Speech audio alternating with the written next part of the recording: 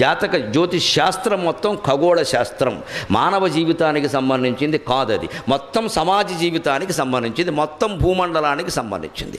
అతివృష్టి, అనావృష్టి, అష్టగ్రహ కూటమి, సూర్యగ్రహణం, చంద్రగ్రహణం, ఏ పంటలు ఏ కాలంలో పండతాయి, ఇవన్నీ చెప్పడానికి జ్యోతిష్ శాస్త్రం. కానీ నీ చెయ్యి నా చెయ్యి, నీ మూతి నా మూతి చూసి చెప్పడానికి కాదది. దాన్ని అలా చేసేసారు మహానుభావులు, వారికి నమస్కారం.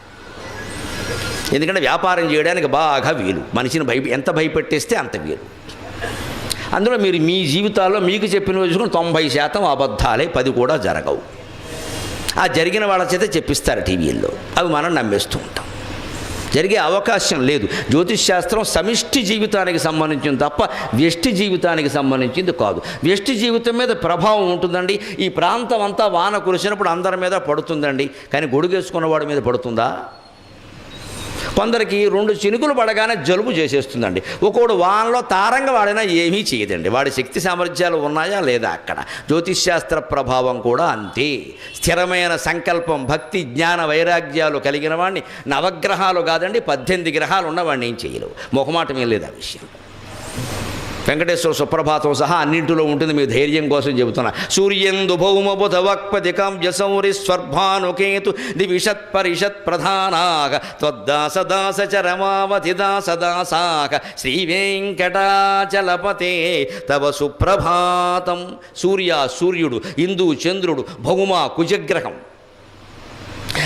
బుధగ్రహం, వాక్పతి బృహస్పతి, కావ్య శుక్రగ్రహం. సూర్యందు భౌమ బుధ వాక్పతి కావ్య శౌరి, సూర్యుని కుమారుడైన శనీశ్వరుడు శౌరి అంటే. స్వర్భాను రాహువు, కేతు, నవగ్రహాలు. ఇంతకు మించిన 10వ గ్రహం ఏది లేదు. 10వ గ్రహం ఎవడైనా ఉంటే ఈ జాతకం చెప్పించుకుని వాడే 10వ గ్రహం. ఇవన్నీ వెంకటేశ్వర స్వామికి, భగవంతుడికి త్వద్దాసదాసచ రమావతి దాసదాసాక, ఆయన దాసుడికి దాసులు వీళ్ళు నవగ్రహాలు కూడా. వీళ్ళు మనం ఏం చేస్తారండి, ఊటికి నవగ్రహ పూజ అంటాం, పారిపోవడం అక్కడి నుంచి. వీళ్ళు అక్కడి నుంచి ఆయనకి నువ్వులు, ఈయనకి నవ్వులు, ఈయనకి చెవులు, ఈయనకి పువ్వులు, పని ఏం లేదు ఇక్కడ. ఇదో పెద్ద నమ్మకాలు బాగా పెంచుతున్నారు. 5 వారాలు, 30 వారాలు, 60 వారాలు. నువ్వు ఇక్కడ ఎవరికో నువ్వులు ఇచ్చేసిన వెంటనే పైన గ్రహం మారిపోతుందా? కాస్త ఆలోచించవాయి బాబు, బుర్రపెట్టి ఆలోచన తెలిసిపోతుంది. నీ నువ్వులకి ఆ గ్రహం ఎలా మారుతుందండి? ఎందుకు మారుతుంది అసలు? అది మొత్తం సమిష్టి సృష్టికి సంబంధించిన విషయమా? కానీ ఖచ్చితంగా అదే జ్యోతిష్ శాస్త్రంలో చంద్రగ్రహణం కానీ, సూర్యగ్రహణం కానీ, గ్రహకూటమి కానీ, ఈ ఇతర అతివృష్టి అనావృష్టిలు కానీ ఎలా రాశారో అలాగే జరుగుతున్నాయి. మీరు గమనించాలి. ఒక చుక్క తేడా లేకుండా, సెకండ్ తేడా లేకుండా కరెక్ట్ జరుగుతాయి. ఎందుకంటే అది సమిష్టి, వ్యష్టి కాదు.